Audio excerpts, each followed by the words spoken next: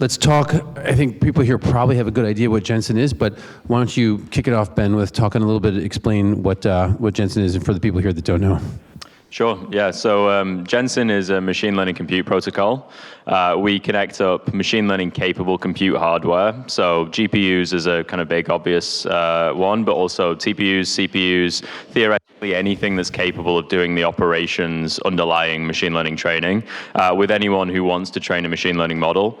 You can think about Gensyn as very low level, a protocol like the protocols of the early web, like TCP/IP or something like that. We sit just above the electricity across devices and just allow the communication of machine learning tasks to those devices, the operations to perform the task itself, crucially generation of proofs that the task itself has been performed, and then all the results being sent back to the original requester.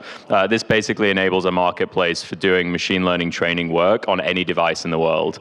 That sits right at that lowest level, like I mentioned. So rather than being kind of like a cache where you get this interface and you can sort of book access to GPUs, we sit right underneath that and just enable those tasks to be sent and performed by those remote devices. All of the kind of interfaces and things on top can be built by other people to allow anyone to train machine learning models at theoretically any scale and kind of any distribution across the world's compute supply.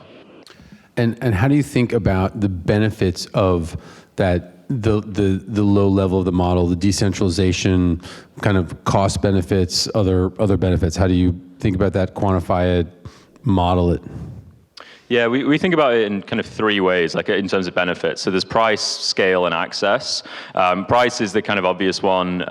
When you provide access to a lot more supply in the market, then you bring competition into the market and you drive down prices. Gensyn's approach is to have a completely free market over these devices. So we're a protocol. We do the kind of nuts and bolts of the connection of how you get to the devices and how you know that the work has been performed correctly. But price discovery is done by the entire market, essentially. So at the end of the day, you end up with an order book of access to theoretically any compute device, and because there's such a larger supply able to now access that market, it should drive down prices for most people trying to access those devices. We can go into the kind of details of how supply constrained the compute market is right now, how hard it is to get GPUs, how hard it is to make GPUs, how hard it is to kind of run a data center and then find customers, but I think we're probably all reasonably aware of that. It gets talked about a lot in the AI spaces. That's kind of like one way to look at Gensyn. It's the more backwards looking, like general compute market view. The future looking way is kind of more on that scale point. It's how you can connect up all of these compute devices and sort of speculate on the future of machine learning as a technology that enables massive change in terms of how we interact with devices. We think that in the future, instead of interacting with the internet as we do right now, where we're kind of creating and updating records in databases constantly, we're going to be doing that, but in model embedding spaces. So if you can view machine learning models instead of like we have kind of databases of rich text as the internet currently stands, it's this embedding space where we're compressing information about the real world into something that we can query on demand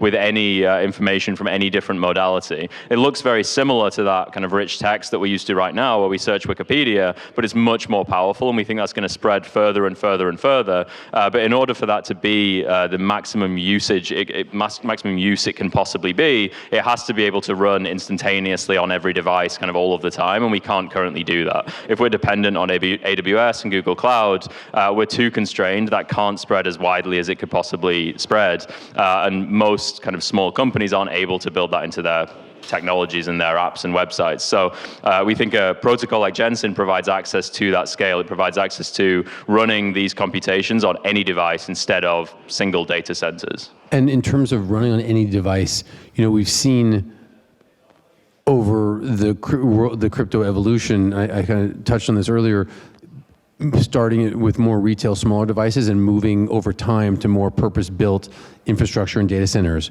And so will that happen to AI as well, or do you think you'll still be running this on small local retail devices, or is that a bootstrap and then ultimately be purpose-built devices and maybe you'll still be running in data centers but pushed to more retail devices? I'm kind of curious.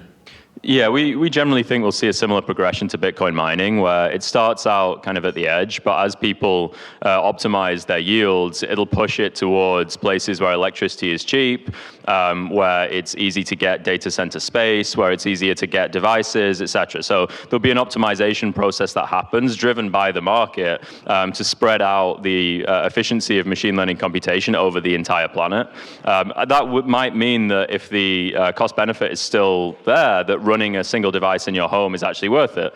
If you have low electricity costs, or if you can use it to heat things, or there's some other benefit to it, then sure, it'll probably still happen. But we expect to see exactly the same dynamics we saw in Bitcoin mining. So we'll see custom ASICs. We're seeing that in the ML space anyway.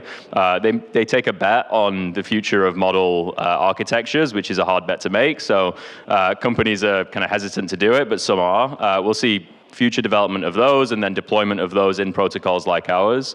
And then I think we'll see large data centers that are speculating on yields from protocols like ours, but we'll also see people who are buying devices maybe for gaming purposes, but when they're idle, it's useful to use it through a protocol like ours. So broadly, I think we'll see usage everywhere, but it'll end up following a similar path to Bitcoin mining, with efficiency of electricity over the planet, essentially like a smoothing function on that.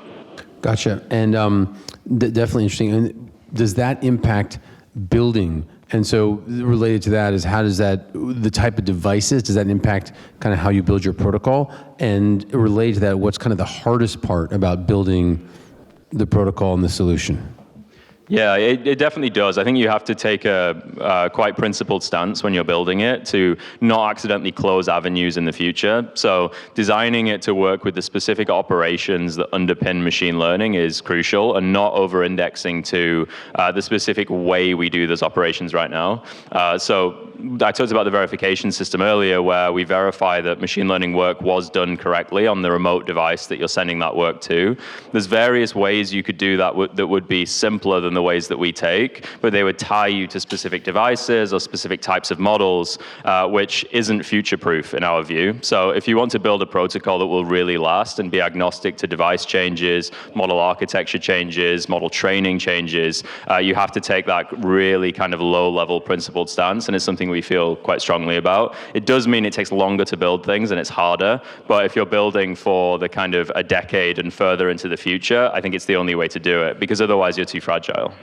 And how does, you back up for a second and talk about your background, that has, what in your background has kind of prepared you and made you, ready to take on the challenge here?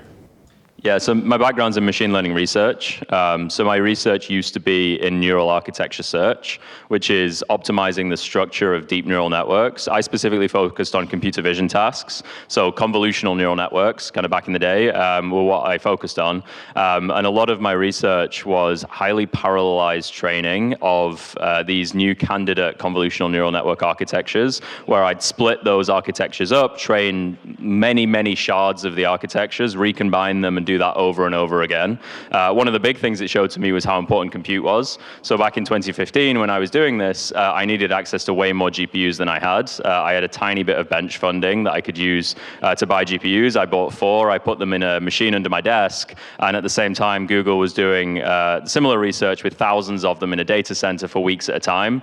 And it was very clear to me that that was going to become more of a problem as machine learning got further and further out and was used more heavily, that other people would have this same problem. So it highlighted to me how much the compute crunch was going to affect the world. At the same time, it also highlighted how malleable machine learning models are. So a lot of the techniques I used in my research focused on reusing model weights. And one of the really interesting things I found was, if you train a portion of a neural network on a bunch of data, and then you save the parameters in that network into a shared database somewhere, and you pull from that shared database and reuse those parameters, even if they're in a completely different portion in a new network, they're still much better than random initialization of weights.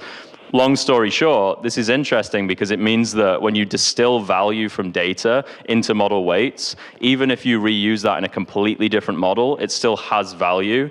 And it shows that this kind of highly parallelized training and retraining and reuse of model weights is actually very, very effective. And we just don't see that right now. What we see right now is large companies all training models in silos and competing with each other, when actually if we had shared access to compute resources, we could do a lot more pooling of training data, training efforts, and we could gain a lot of value from open models trained in that way. And then businesses could create new kind of user interfaces, new products, new use cases on top of those models, and we'd have much faster competition and iteration than we currently have, where companies are trying to kind of hoard access to compute, hoard access to data, keep that behind the scenes in proprietary, and in some cases engage in regulatory capture, and then basically print money off those models. It's much less competitive and it's much slower for the world's progress.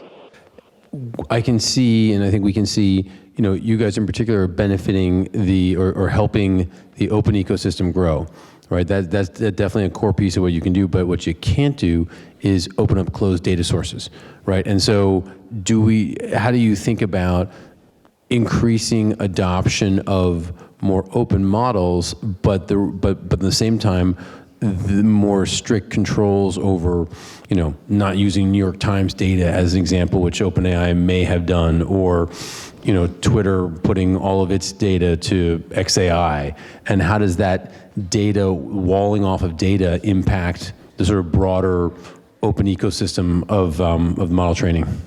Yeah, I think it's another attempt, like in the compute space, to hoard value within these companies. I think realistically, we need a new way of doing attribution for data that allows benefit to the originator of the data. It's something that people have talked about for years. My previous startup was actually in the data privacy space, and I thought about this a lot. And at the time when I was doing it, there was no real way to have attribution back to an individual when data was used. I think now there is. One of the things we talk about a lot is we're very focused on compute. That's all we care about solving right now.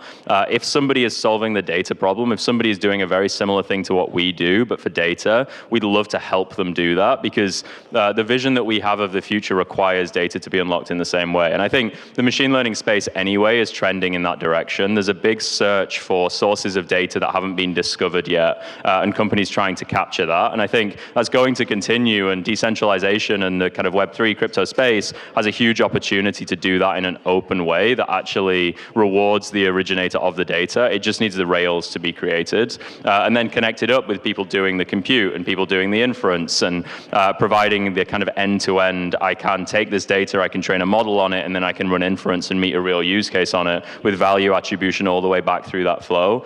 None of us can kind of do that individually. There needs to be collaboration between protocols that do each of these things, but it's quite clear that if we did have that, it would work quite effectively.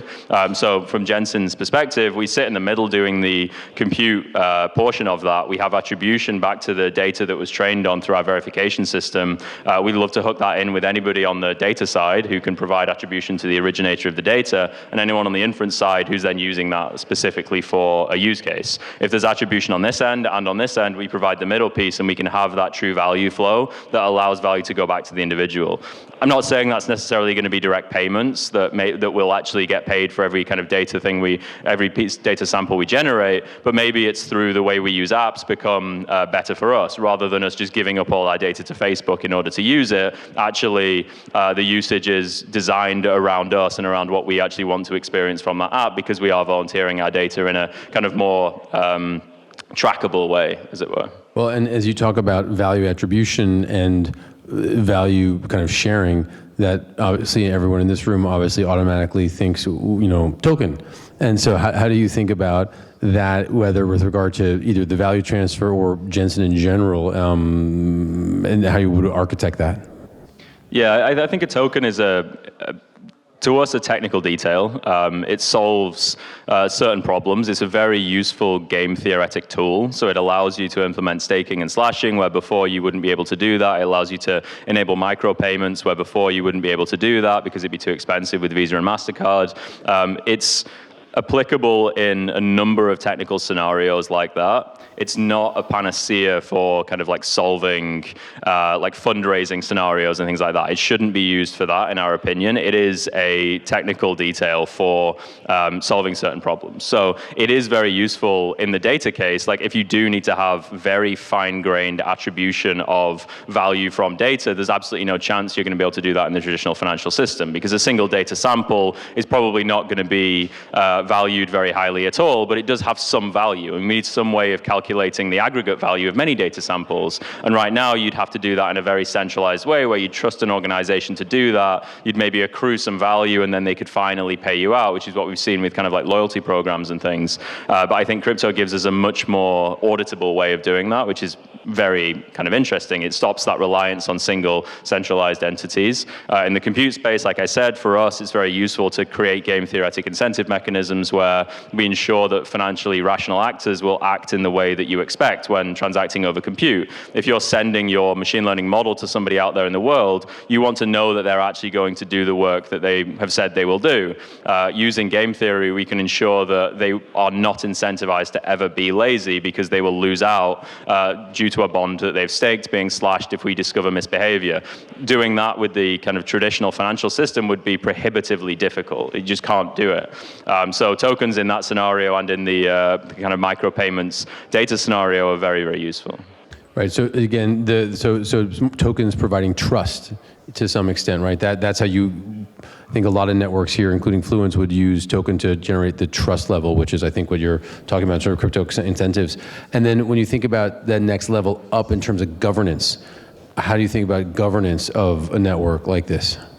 Yeah, I think the governance needs to be by the users of the network. Whether or not that works through the specific token that also does the trust piece, or whether it's done through some other mechanism, I don't know if that kind of has a true answer, really. I think there's different ways of doing it. I think a lot of protocols are working through the sort of difficulties of governance by users of a protocol. We tried complete sort of like direct democracy over users, and we've seen a lot of places where that hasn't worked, where users might delegate their sort of vote very early on and then completely forget about it, and then actually you've got accrual of power to a very small group again, or where you've got a representation that's too large of a certain kind of user base within your protocol, and that base then has too much power. What you realistically want, like from Gensyn's perspective, is we would want the suppliers, the demand side users, the validators, the verifiers, every single kind of entity who has a stake, a kind of real sort of reason to care about Gensyn, to have an equal voice in the governance of Gensyn.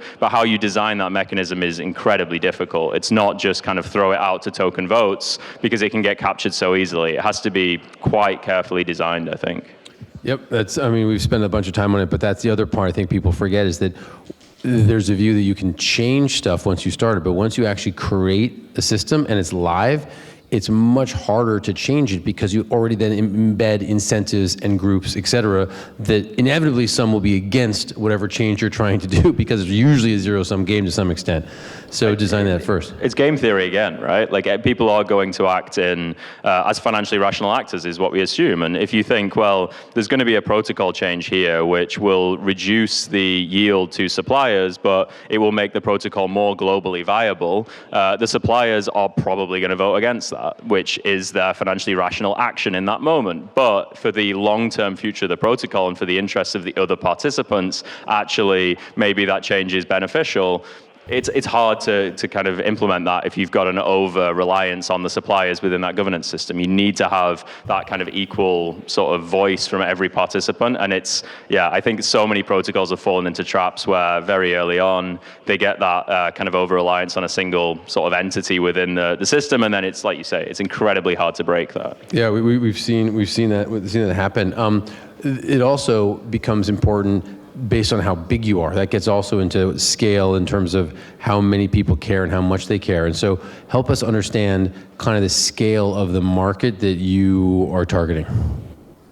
Yeah, I mean, it's huge. The goal of Gensyn is to be on every single device that's capable of doing machine learning compute. So if a compute device is capable of doing tensor operations, matrix multiplications, we'd like to have Gensyn on that device and allowing that device to do those calculations in exchange for reward, basically. So you get paid for doing those operations. Crucially, the payment is coming from somebody else in the world who needs those operations to be performed. So it's a real kind of value transfer from somebody who says, I want to put some value in data into a machine learning model. Can you do the operations required to do that? Somebody says, yes, I can. And there's a transaction over that task.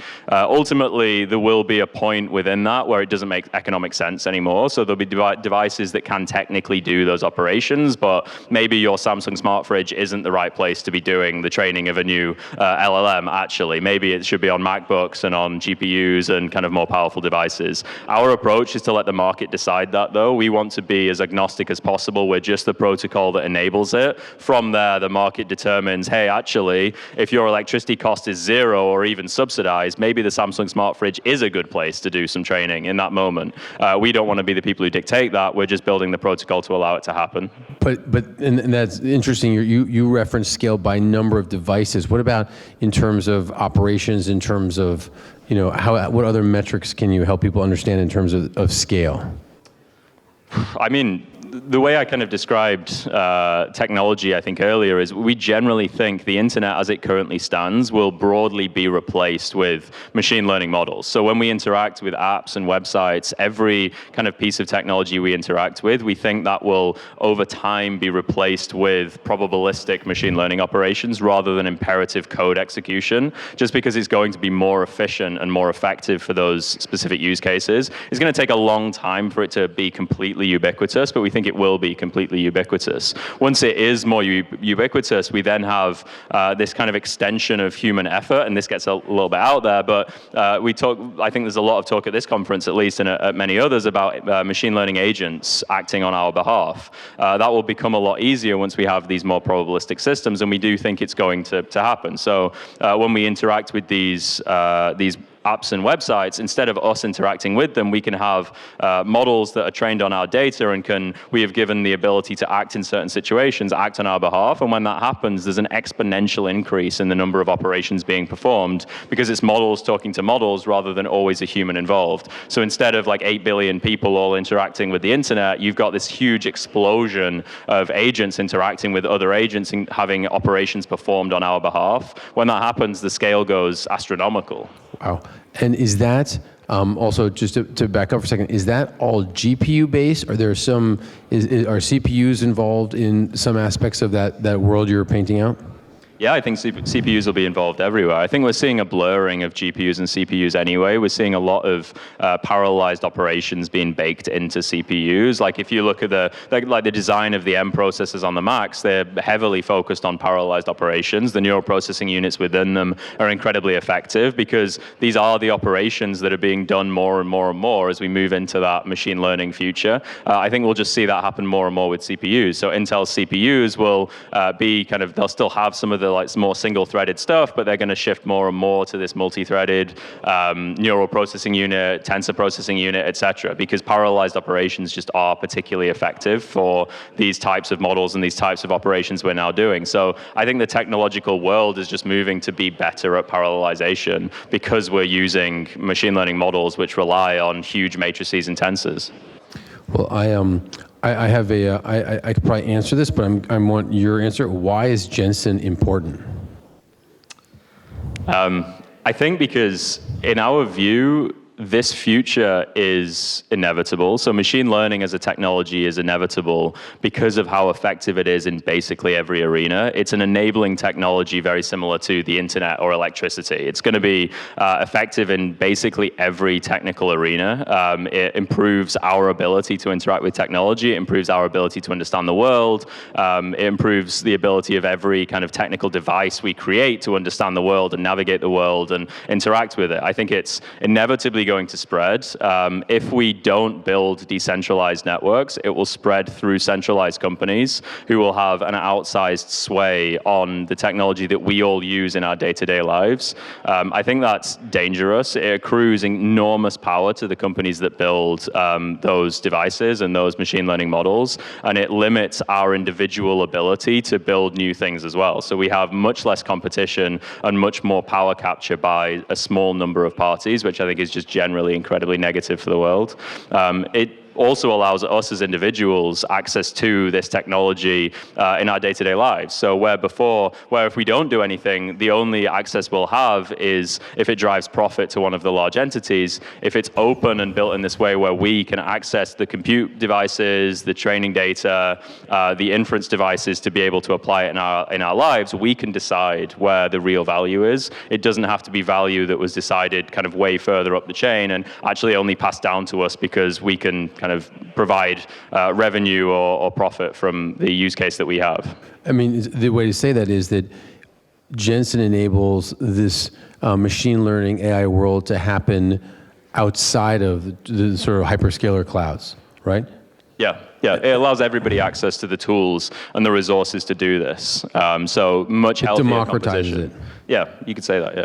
Right, which I think is so important. And I think you mentioned the hyperscalers companies. The other point is those effectively become government entities at some point. So it's really outside of that, which is also very important.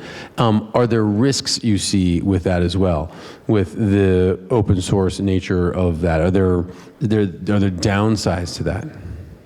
I think one of the things that comes with open source that's very, very powerful is auditability. So we can see what other companies are doing. And if you build models in this open way, you can see what somebody is trying to kind of achieve and why they're building a certain model. When we look at this regulatory attempts in the AI space right now, they focus on limiting the ability to build particularly large models or do a certain number of flops in that model. We think that's a completely wrong way of doing this. But at the end of the day, we don't want to enable certain negative outcomes for the world. Our view is that those negative outcomes should be disabled at the application level. So if somebody is building something with a machine learning model that the world, that kind of social governance mechanisms decides is just incredibly bad, it should be stopped at the point they build it for that specific use case. It shouldn't be stopped by saying, hey, a certain big model might enable this in the future, so we need to stop it. I think the current way that regulation's doing it is more on that stop the big models and we'll stop all the downstream effects way. I think if we build open source and decentralized versions of this, we can stop it by the fact that we can all see what everybody is doing. You can stop it by seeing that somebody is building something in the wrong way, in the same way open source currently stops flaws within design of security systems and things like that. Like the OpenSSL breaches was seen by people in the open source community. It took a very long time, but it still happens through that auditability. But the call is that we do need to do that auditing. The people do still need to look at open source models and kind of data and activities and check what's actually being done in the code, as we have to do in open source anyway. Terrific. Well, last question, and I'll take questions from the audience. This is DePIN Day. Other DePIN projects that you think are solving important problems, or think are interesting? Yeah, I prefer not to name names, but I guess we like naming names. Like I said before, we think a lot about the full machine learning stack end to end, and that has to come from origination of data all the way through to running some kind of inference or training or fine tuning or even model forgetting operations against a machine learning model to get real world value. We're a tiny piece of that. We're just that training portion. So when you're distilling value into the model weights, but anyone who is doing the data portion, who's doing the inference portion, some of the zero knowledge portions where we can have verification or even private training, things like that are very, very interesting to us. So the whole stack, in our view, is essential for the future kind of vision of what Gensyn wants to enable for the world, and we're just a small piece. So we're very pleased with everyone who is doing other pieces of that stack. And if anyone is thinking of doing a piece of that stack, please talk to us. We have lots of opinions on how to do it, and we'll happily share them with you. Our approach is basically we feel very strongly about how this needs to be be done. We can't do it all, so we focus on the compute piece. If nobody's done it by the time we have the Gensyn protocol up and running and doing the compute, we'll begrudgingly do it. But otherwise, we'd prefer people do it right now, and we'll happily just talk to them about it because it makes everything faster. Terrific, great. Yeah, I mean, I think everyone in this space and in the crypto space believes that these projects working together in the communities make things happen much more, and we're all kind of collaborative by nature. So that's great to hear. Any questions from the audience? Yes, right away. So if I understand correctly, centralized learning is pretty stressful right now. Like, why do you think doing it in a decentralized fashion stands? I think because the kind of price, scale, and access reasons mostly. So right now, doing centralized training is very difficult for reasons that are outside of the pure like research and engineering challenges. It's difficult because you can't get access to compute, but that's not a hard, difficult reason. It's like a kind of logistical, difficult reason, and we can alleviate that with decentralized networks. Same for scale, where right now, even the big centralized model trainers, the hyperscalers, they might be training on tens of thousands of GPUs, but that's their limit because that's the most they can stuff in a data center. And when they try and put more in a data center with the same interconnects that they're used to, they reach geographical, physical limits because they can't build a data center big enough to host those devices. If you use a decentralized network, you can connect up theoretically every device, and you just remove that scaling limit. What you do bring in, though, are other limits like latency and bandwidth and things like that. We're not kind of naive to those. They're very difficult limits. We do a lot of research and engineering to alleviate them. But what we are conscious of is the way we build centralized models right now has only been done for a few years. It's not like this is the only way to do things. It's just that it's the way that's showed the world that it's successful, that it's something that we can even do. But if you look at the kind of history of distributed systems, for example, we started out in a very kind of centralized way of building the internet with a client-server architecture. That became much more peer-to-peer. It ended up with loads of things in between and routing protocols. We think exactly the same thing will inevitably happen for training machine learning models, inferencing against them, fine-tuning them, where in order to get the scale that we need for kind of humanity to progress, we do need to break out of single data center, single kind of server ways of thinking, and that's been a bit of a blip that we've fallen into the same pattern as last time. We don't think it'll last. We'll see the hyperscalers look to do multi-data center training anyway. It's already happening. Some good papers out of Google, the DiLoco, DiPaco papers that show that they're experimenting with this. We're very interested in what happens when you just completely remove the scaling limits. So instead of Google saying, hey, we can train over all of our data centers now, we say, hey, you can train over every single device on the planet. Other questions? I see anybody else? No. All right. Oh, another one. Go. Different topic. You mentioned, like I see data as being a foundational stack in AI, and you mentioned that's like one area that you like to work with other partners in. Like, what's an example of, like, is it crowdsourcing data, or is it having more specialized data that's really specific to use case? Like, what is the Yeah, I think one is the sourcing of data, just having attribution to individuals and generating large data sets that can be used for model training that don't violate like various copyright rules and things that haven't been harvested from participants who don't even know it's being kind of harvested from them. So true kind of opt-in, consent-based data gathering and then kind of use of that data. A very nice way of doing that would be with a decentralized system where it's fully kind of auditable and everybody can see that that's been done rather than kind of some promises that later turn out to be false when somebody says, hey, my data's in that and I didn't even know. So that's one way. I think another way that we're particularly interested in is being able to opt in from the user side and then access data on a user's device at the same time as performing the compute operations. So we would like to see maybe a protocol running next to Gensyn. If you're running a compute node, you can also run a data node. And then when somebody runs a training task, instead of providing the data themselves, they can say, use the data from this network. The data will be already next to the compute.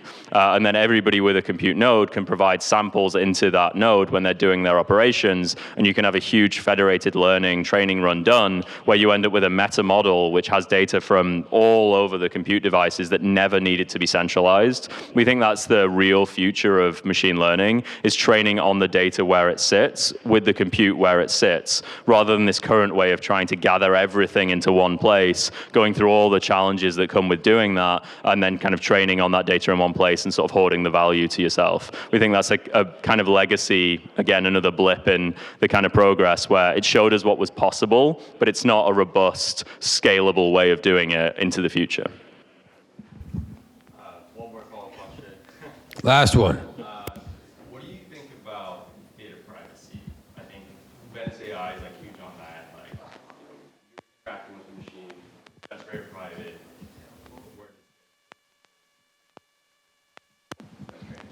Yeah, we think the user should have the agency, basically. So if you've provided your data for model training, you should know exactly where and when it's being used, and you should be compensated in some way for that, in a way that is fair and equitable to you. So it is the way that you opted into. In the future, we expect that there'll be individual models trained on users' devices, on their data. That data doesn't go anywhere else. The model doesn't go anywhere else. And that will be the kind of models that we use and interact with for the majority of time. And maybe there's a federated learning technique that makes those models better, but we know exactly what's going on and we are kind of assured against data leakage. For those larger models, those models that sit further away from us, it should be purely consent-based. So users should opt into their data being used, and they should be rewarded for their data being used, and they should know exactly how it is being used.